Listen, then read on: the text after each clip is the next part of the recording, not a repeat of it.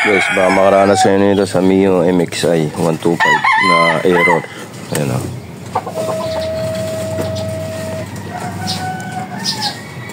1 2 3 4 error 14 guys. Pag ganyan, error 14. Ayan o. Ulit. 1 2 3 4. Ayan guys, pag ganyang error, ang posibleng sira niyan ito,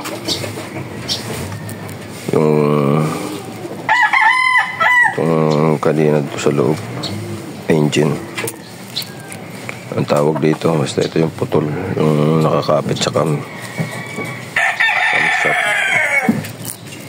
Ito yung naging problema niya. So error 14 doon, tama ba? Ang comment nga kayo guys kung anong error yun. So ito papakita ko sa inyo nung binuksan natin. So ito troubleshoot natin. Hindi natin mahanap kung anong sira. Ito lang pala, putol. Ayan o, naputol siya. Sa mga Mio MXi 125, pag ganyan yung maging problema sa inyo, ito na yung sira. Ayun guys, sana nakatulong to. Ayaw niya umandar. Putol pala yung engine. Timing engine putol. Putol gar. Kaya pala ako umandar. Putol. Naiwan pa yung isa. Maliit.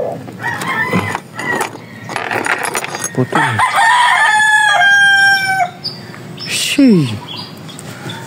Wala yung umandar. Lala ko loskom.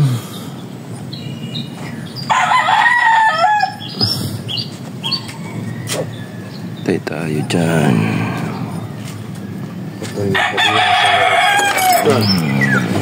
Bakit putol?